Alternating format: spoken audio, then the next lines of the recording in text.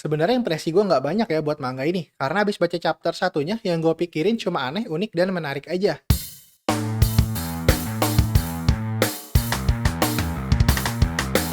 Cerita dimulai dari Yashiro yang ngunjungin ramen kucing, di mana di situ para kucing jualan ramen. Kucing putih di situ bilang kalau mereka masih siap-siap. Tapi karena udah dikit lagi mau buka, jadi Yashiro langsung disuruh duduk. Yashiro mau bilang sesuatu, tapi nggak jadi karena dia udah dipesenin ramen sama kucing putih. Sembari nunggu ramennya dibuatin sama manajer toko itu, Yashiro ngeliat peringatan untuk hati-hati karena suka ada bulu kucing di kuah ramennya. Ramennya udah jadi dan Yashiro pun makan ramen itu. Setelah selesai, Yashiro bilang kalau sebenarnya dia ke situ karena pengen interview kerja. Kucing putih kaget, manajernya mau mempekerjakan manusia. Terus manajernya nanya apa Yashiro suka sama kucing apa enggak. Yashiro jawab kalau dia sebenarnya lebih suka anjing. Yashiro langsung diterima kerja. Yashiro pun mulai kerja. Dia nyikatin si kucing putih. Yashiro nanya apa nggak apa-apa dia kerjanya di dalam aja.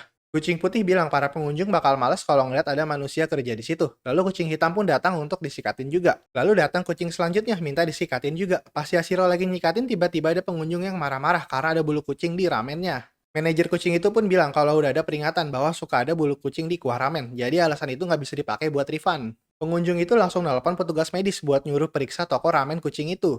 Kucing yang lagi bareng Yashiro bilang kalau udah sering kejadian kayak gini, pengunjungnya pada ngincer uang ganti rugi. Lalu dia langsung manggil Krishna. Terus Krishna yang seekor macan langsung nanya ke pengunjung itu apa ada yang bisa dibantu. Pengunjung itu ketakutan dan langsung pergi. Krishna langsung balik ke dapur dan dia nangis karena ketakutan juga. Yashiro langsung nyikatin Krishna. Krishnanya juga kelihatan senang lagi. Malamnya toko ramen itu udah tutup dan si manajer kenalin para kucing yang kerja di situ ke Yashiro. Kucing hitam namanya Saba, kucing putih Hana, terus ada Sasaki. Dan terakhir Krishna, sedangkan nama manajer itu adalah Bunzo. Yashiro pun ngenalin dirinya dan bilang kalau dia tahu tempat ini dari bibinya.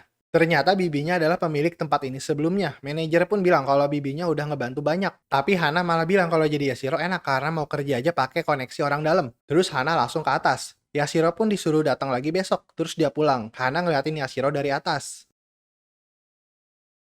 Nah, itu chapter 1 dari manga Ramen Akaneko. Sebenarnya manga ini udah rilis dari tahun kemarin ya, dan yang bahasa Jepangnya juga pas gue buat video ini udah ada sampai chapter 40-an. Tapi yang terjemahannya baru ada satu chapter aja, karena itu gue juga baru buat videonya sekarang. Gue juga udah baca chapter pertamanya, dan sekarang gue mau ngasih impresi gue dari manga Ramen Akaneko.